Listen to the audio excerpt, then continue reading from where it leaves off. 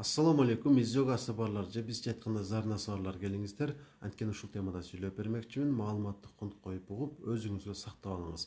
Изжога эмне экендигин билгибиз келсе, кызыл өңгөч менен ашказандын иштөө механизмин түшүнүшүбүз керек болот. Кызыл өңгөч бул трубка, ашказандагы трубка бирок бир аз кеңирээк болгон.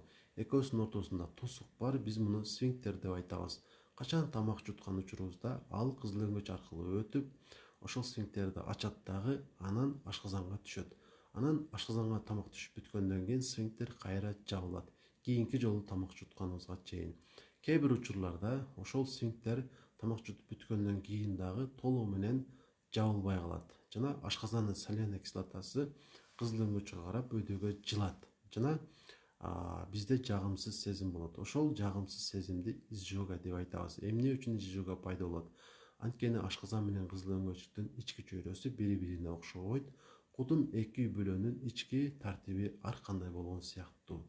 Эми изжоганын келип чыгуу себептерине токтоло турган болсом, биринчи кезекте толуу адамдар көбүрөөк изжога болушат. Анткени курсакта басым көбөйүп, курсак чоң болгондо байланыштуу ал ашказанды өйдө карап түртөт жана ашказанда эмне бар болсо анын баары кызыл өңгөчкө карап жылат. Ал эми кийинки себеби албетте туура эмес тамактануу. Бул бир күн же бир жумалык эмес, айлар бою, жылдар бою туура эмес тамактануунун негизинде келип чыгат. Ачуу нерселерди, кычкыл нерселерди, анан дагы бир олтурганда көп тоюнуу дагы сөзсүз түрдө ушул көйгөйгө алып барышы мүмкүн. Анан дагы физиологиялык мындайча айтканда болуп туруучу изжога бар, ага кош бойлуулук убагы кирет. Эки механизмдин негизинде кош бойлуу аялдарда изжога пайда болот. Биринчиси бул прогестерон деген гормондун көбөйүшү. Ал гормон көбөйгөндө булчуңдарды анча жыйрылтпай коет. Ошол катары ашказан менен кызыл өңгөчтүн ортосундагы ошол сфинктер дагы анча жыйрылбай, жакшы жабылбай калат. Экинчиден болсо, албетте кош бойлуу убакта дагы курсак чоңоюп, ал жерде басым көбөйөт дагы, ашказанды өйдө карап түртөт жана сөзсүз түрдө ал жерде изжога пайда болот. Эми эмне кылсак болот? Демек, биринчи кезекте туура тамактанууну үйрөнөбүз. Туура тамактанууга эмне кирет? Эмнелерди жеген болбойт деген суроо дагы жаралат. Ошолорду биринчи кезекте рациондон чыгарышыбыз керек болот. Ичкенге болбой тургандардан баштайлы.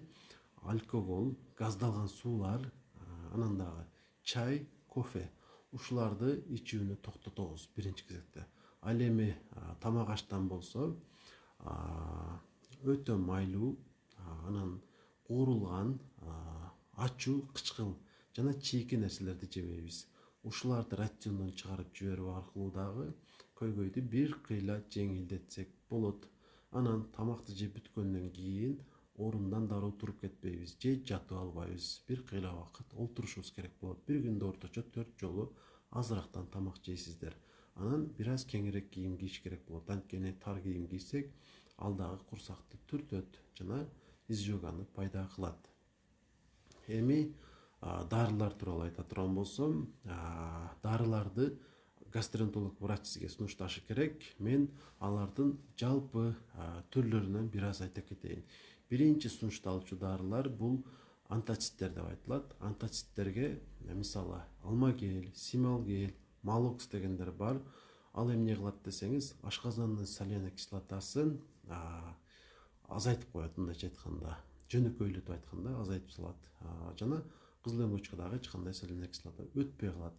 Ал эми кийинкилер болсо, ошол ашказанда эмне бар болсо, анын баарын тезирээк онекелечиге өтүшүнө, түртүлүшүнө себепчи болуучу дарылар. Буларга серукал кирет. Анан дагы эки чоң топ дарылар бар. Алар дагы ушул изжоганы жоготот. Биринчиси бул ингибитор протоновой помпы деп коет. Мисалы омепразол. Ал эмне кылат десеңиз, ашказандын өзүнөн соляный кислотанын бөлүнүп чыгуусун токтотот. Анан экинчи топтогулар H2 блокатор деп коет. Булар дагы мисалы Comatell деген бар. Булар дагы ошол ашказандын өзүнөн соляный кислотанын бөлүнүп чыгуусун токтотот. Өз алдыңызча буларды ичпеңиз, себеби буларды колдонууда дагы ар кандай маанилүү тартиптери бар.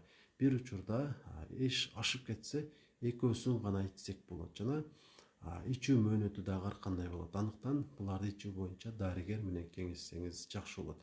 Демек, биринчиден туура тамактанабыз. Анан бир аз болсо дагы салмакты азайткан аракет кылабыз. Өйдө айткандай, курсак чоң болсо басым өйдөгө карап түртө берет. Анан дары дармекти ошол врачтын сунушу менен ичесиздер.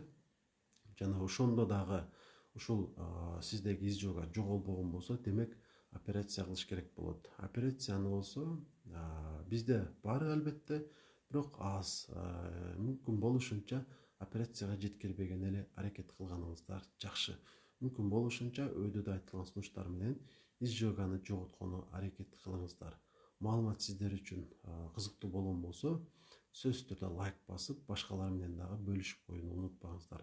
Жакшылыкка себепчи болуу аны кылган менен барабар болот.